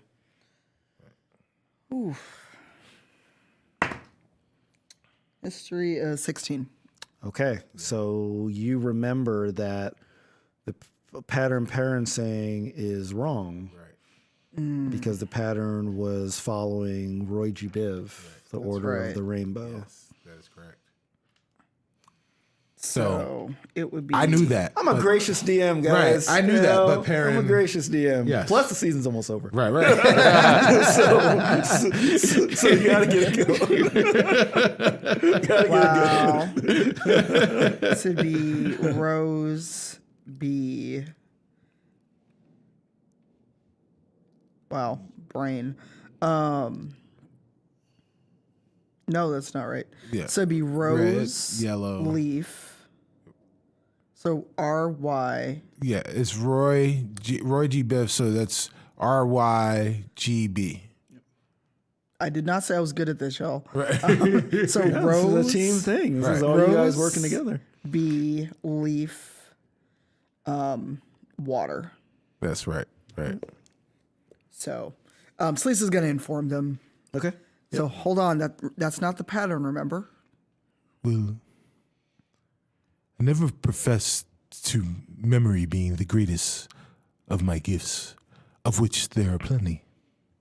That's debatable, but now's not the time. But it should be the rose, Yes. the bee, Yes. the leaf, and the water. For blue, the water. Yes. Red, yellow, blue, green. Yes. Or red, yellow, green, blue. Red, yellow, green, blue. Like I said. We can leave you here on this island, Aaron. A little too much Cicero, not enough parent. But yes, that's the order that we should go in. Okay. So you have the rose and the bee. So you go first. I'll follow, and then Ren, you come last. That is Okay. okay. All right. So Perrin goes to walk through the painting. He makes a concerted effort. So he has the rose in his left hand, and he has his bee in the jar in his left. No, he has a rose in his left hand and the bee in a jar in his right hand. When he walks through the painting, he goes through with the rose first, Very good. and guys are then comes in with the bee in his jar. Okay. As you go through, when your left hand goes like through the rose flies out of your hand and appears on the ground next to the door. Ooh. And then as you go through with the right hand, the bee flies out of Unseen Servant, basically dead now, Right. and like appears to the right of the rose as you do that. All right. Who's next? That would be me. Okay. And like you have the leaf, right? Correct. Okay. As you go through, the leaf flies out of your hand and goes to the right of the bee. Okay. And then you going through? Yep. Okay. So as you go through, your flask flies out of your hand, turns upside down, empties the water to the right of the leaf. Okay. And then it returns so that you can continue your adventures of drunkenness. Okay. As that happens, you hear a very large shake. And this door that, remember, you were in front of earlier, and when you got the pattern, you fell into the library. Right. But now the door begins to open. Ooh. That's where we're going to end today. Oh my God. So the door that we've seen early on, we finally have gotten in Oh man, to this door. I am so What's in that excited. door? That's what's I'm what's in that so door? excited. Hey, we got gonna 2 more die. hours. Oh my God. Come on, D&D. Let us go 2 hours. 2 more hours. Okay. All right. So if you have any questions for our characters, please make sure to type question in the chat, followed by the character name and your question. That is for Perrin, for Rin, for Tanya. I'll also answer for Knock Knock and Not for Tanya, but for Celise. I was just like, I always mess up yours. I don't know why. because Celise and Tanya are pretty They're so much the same. different. No, but the names are so different. I don't know. I will also answer for Knock Knock and like Ash and like you know what if you can justify Percival or the Vajra. horse or Vajra, we will also answer for them. Or if you want to ask us, since they've been awakened, if you want to ask Jarlaxle, Nihilor, or the Etten as well. Wow. I will Wow. open it up. Oh my Because gosh. this was I feel really good about this episode. So Yeah. I will Whoa. open it up to all that. So yeah, this was definitely a challenge having a smaller group. Like you think it would be easier, but because this episode is so important, like a penultimate so important, it was actually hard because I was like, Yeah. how do I do this without them being in it? So Yeah. I was just like, yeah, they're off doing stuff. Right. I was trying to think of like, no, maybe they heard of something and go through, but I was like, no, they're just off doing stuff. Yeah. So if we'll give it a couple minutes for some questions. If you don't have any, then we will wrap it up. But while we're waiting for questions, I will say to everyone out there, happy Valentine's Day, happy St. Patrick's Day to all of you guys. And also is another day that passed this week, a term I coined because I am brilliant. Happy Scientific Appreciation Day. Was that Pi Day? Yeah, that is Pi Day, but it is also Albert Einstein's birthday and the day that what's his name died 2 years ago. Why can't I think of his name? Stephen Hawking. Yeah. So so happy Scientific Appreciation Day. So I like that. yeah, Okay. yeah. Cool. Yeah, cool. You know what? Since we're not getting questions, I will answer this one, even though it's not quite a character question. I'll answer it since we're not getting any. What has been the oddest moment that you've encountered playing D&D? So, if you're a first-time watcher, which you might be, some of us are new, and like some of us have been playing a bunch. But I'll start with the most experienced of us, which would be Tanya. Oh, okay. Yeah. Well, aside from the puzzles in this campaign with you as GM, Yeah. no, that's not a knock. It's just like puzzles are an interesting challenge for me, both as a person and a player. Yeah. I was in a campaign that went about 2.5 years. Huh. It was 3.5. It was before 5e existed, and I was playing an elven rogue who managed to fail a sleight of hand to get out of, like, he was basically tied to a pole and he was going to get sacrificed to this dragon. He failed, even though he was like oiled up, should have had advantage because he's in these ropes. He became dragon food. Oh. Yeah. After 2.5 years. I legit cried when I got home because that character, like, because I based him off like kind of a melange of different RPG characters that I liked. And I was like, welp. It was nice playing with this character. Wow, that's something.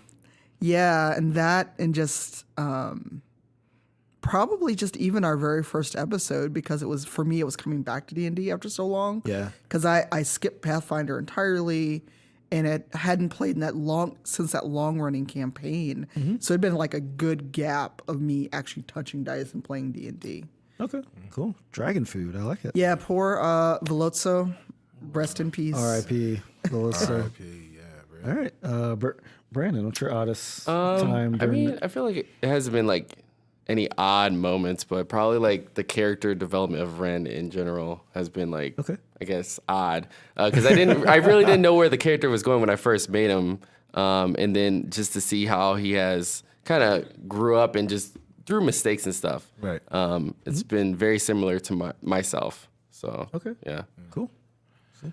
Yeah, I think the oddest moments, selfishly, I think came from this season when I guest GM'd and knew that I was going to kill characters. And if you guys missed that episode, spoiler for that episode, but one of our NPCs that had been around for a while, Duo, was ruthlessly murdered by yours truly. And the reaction to me saying that Duo was dead is something that I will gleefully remember for a long, long period of time, because it really wrecked people For sure. in the episode. So that was great. And, it's definitely one of the things that I've come to love about D&D. In the short year that we've been doing it. Yeah, and it's had real world implications because Duo believes it. Yeah. And he left the party. Yeah, absolutely. Because of it. So Absolutely. he's effectively killed. Right. Yeah, I would say for me, I don't know, probably the oddest moment I feel like was like last season when like Carlos was DMing. I think the oddest moment was when Carlos told he told us at the end of the season that he actually expected us to go in reverse. Like he expected us to start in the apothecary. Right. And that was a moment where I was like, D&D is so cool. Like Yeah. I can't believe that you can just adapt Right. and change stuff, and just, it really is cooperative storage. It's not just the DM saying you're going to do this. Right. Like you guys have no idea how much I change stuff. Like I have my temp poles. Yes. But man, it's so fun adapting. Wow. All right, question. What do your characters all think of each other? So like you guys can keep it pretty quick. Yes. But who wants to start Perrin realizes that some of his group look at him very strange, but Perrin looks at all of them as family. Okay. All right. Anything from Ren or Celeste? yeah. I feel like everybody is family to me at this point. We've been through a lot. We've killed a lot of people. That's a family. Yeah, I feel like we're pretty much family at this point. United over killing. Right. All right. Wow. And Celeste? Celeste is learning how to care for other people again. So, spoiler for season 2 finale. We learn about Celise's backstory and how her wife was killed and why she feels responsible and what has set her on her path of vengeance. And even though she has no interest in kids or anything else, she does feel responsible for the others, especially toward Ren. She sees him as like a younger sibling. And she likes Perrin. She loves him as a brother, but that annoying older brother that she kind of resents. Yeah. And she adores Ash, but wants to kind of keep, she almost wants to keep Ash in her pocket to keep her out of trouble. Yeah. And she just she thinks Knock Knock is pretty cool, but wishes she feels like he doesn't give himself enough credit. Like he's probably much smarter and much more, he's better than he gives himself credit for. Cool. Yeah, and I'll say Shaka, he's become a lot closer. He was definitely a bit standoffish and paranoid. Being a tiefling, you kind of or brought up to. Well, he was brought up to be like that way, kind of like not super trusting. And I think this experience of him like losing his powers and really not being able to contribute the way that he wants to is really humbling to him. And he's realizing how much his party really cares for him. He wasn't sure if you guys were just going to cast him by the wayside, especially because like Rim was like, we have to kill him. Right. But no, he's really realizing that this is absolutely a family that looks out for each other, even, when you can't do anything, because really he's like, he can't really do anything. All right, question. This is for everyone. If you could borrow another member's skill or power, which one would you borrow?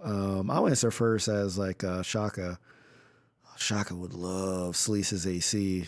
Sleece's armor. I want that 21 AC so bad. That's what Shaka wants. He's like, I'm so squishy. Right. It's okay. We still love you. We'll take care of you. Perrin would, I believe Shaka has a skill called Misty Step. Yes. As someone who has to look up at the world many of the times, perhaps being able to unhinge and go wherever I like would be very beneficial. Perhaps unhinged, pretty good. Yeah. Yeah. All right. Thank you. Right? Definitely Perrin's powers when we had it in the last episode, like last season. Season 2, I want to get that back. Yeah, that was right. Yeah, that was I amazing. remember you had that sword. The that would, sword, like, spin I could around. hold swords and do things. Yeah, that was awesome. It's perfect. That was awesome. Yeah, and Celise. Ooh, that's tough. She might actually want Knock Knock's bow and his 2 special arrows. Okay. Oh, yeah. Yeah, the yes, hummingbird is pretty dope. yes. Hummingbird is pretty dope. Yep. And like, because he has like 2 attacks with 2 arrows. Yes. Yep. Hits 4 times. It's actually pretty dope. All right, I think that's it. Yeah, so we're not going to do a season recap, but we'll probably talk a little bit about that at the beginning of next episode. We do an episode recap every week. So. Yes, every week. And actually, I probably, because I know that we're gonna, because I've already had people say, "Hey, I'm coming to PAX. What's the best way to like catch up?" I will likely, since we have 2 weeks for the audio feed, I think what I'm gonna do is I'm gonna edit all of the previously on Rivals of Waterdeep into one show, and then upload that so that you can listen to that instead of listening to Right. 20 hours. 20 hours Yeah, of our show. So if there's no other questions, let's go around, say what we're up to, what's going on. Start with Tanya. I am leaving tomorrow for the Game Developers Conference. So if you're in San Francisco or at GDC and in the industry, I'll be around. I'm doing a roundtable Wednesday and Thursday, and also an Xbox event on Tuesday, 4 to 7 Pacific. I come home. I'm going to do a day at C2E2 with all these other fine folks. And then we go to PAX, where I'm on way too many panels for my own good. My Saturday is 10 a.m. until 11:30 p.m. Oh. Yeah, I have a panel at 10 a.m. I have panels the rest of the day, and then I have our show. Oh, Make sure you gosh. eat before our show. Yes. So someone Oh please my bring me God. chocolate, booze, Yes, and food. I got you. Wow. Yeah. Yeah. Actually, that's a good point. I might try to bring some food or something for people. Just Yeah. So it's a good idea. So yeah, and also I want to say thanks to Matt Mercer for tweeting out the show this morning before we went live. Thank you, Matt. So Thank you. to everyone who came by because of his tweet. And so Wizards, if you're watching, that means season 4, right? Yes. Thank you, Matt, for sure. Yeah. I got PAX going on, and then I'm going to Gamers for Giving next week. So I won't be at C2E2, sadly. I have my clothing line came out this past weekend. So if you guys want to check it out, it's on Design by Human. Just look up I Am Branded. So this is one of the shirts that are on there. Hey, who did the artwork? They did it. But this was like a concept I came up with, but they designed the whole thing. I like it, man. It's 3 a.m. So if you guys want to check it out, go ahead and buy it. And that's it for me. Yeah. Awesome. Yeah. Cool. All right. Well, I'm Cicero Holmes. I played Perrin Underbow. Let's see. I will be at C2E2 next weekend while we're not here on Rivals, and I'll be around all over the place. I am working the show, doing some interviews for the Spawn on Me podcast that I am on with Shareef Jackson to my right, your left. And we are on every Thursday on Twitch, on twitch.tv/Spawnomy. Thursdays at 11 p.m. Eastern, 8 p.m. Pacific. Make sure you check us out there, or you can check us out on podcast form, or you can check us out on Tuesdays at 1 p.m. Pacific if you are in the Portland, Oregon area on 91.1 or 107.1 X-Ray FM. Check us out there. Also, check me out on the Discovery Debrief podcast. And then also in 2 weeks, you'll be able to see us all at the Albatross Theater. 9:30 p.m. Eastern. At 9:30 Eastern p.m., where Tanya's going to be hungry and tired. No. For the finale. And the live beating. Yes, and the live meeting. Live beating will commence. Yes. I may not have 2 enough. hours. I may not have enough Constitution points to beat you. You could Oh, luck and out. yeah, before I get go away, I will say congratulations to Critical Role. As we were talking about Matt Mercer, I mean, you know, as most of you may know, they started a Kickstarter program campaign last week. Trying to raise $750,000, and they've already raised over $7 million. That is amazing. Congratulations to that both talented cast and just wonderful, just beautiful human beings. So I mean, that is great. That is great, and it's great for tabletop. So thanks everyone that is contributing, and thanks the Critical Role family for just being awesome people. All right, cool. Awesome. And I'm Shareef Jackson. You can go to shareefjackson.com, SHAREEF Jackson.com. There's a projects link on the top. It'll have links to the Spawnomy podcast that I do with Cicero, to Gaming Looks Good, which is my YouTube series, and Math Looks Good, which is my math and physics tutoring service. As a reminder, we will be off next week, so we have no show next week. But in 2 weeks, we will be, as everyone has said, at PAX East, Saturday, March 30th, 9:30 p.m. Eastern in the Albatross Theater. It will be streaming. Do we know if it's streaming on D&D or on PAX's? It'll be on PAX's, and then we're hoping that D&D will just be able to host because it's off our normal time. Right. And all of us that have Twitch channels will host as well. Okay, Yes. great. Yes. Yeah, so I'm not sure which PAX, because I know they have like 1, 2, and they have different streaming Yeah, once we know, channels. we'll tweet out from the account which one it is. We will tweet it out, but we're super excited. You know, our first show was at Stream of Many Eyes, and so having our 30 shows later being at a convention again. Well, I guess whatever. Yeah, like a group setting is pretty cool. So we're definitely excited. So we'll see you guys in 2 weeks. Yeah. Peace. Peace. Bye, Carlos and Surena. We love you. Yes.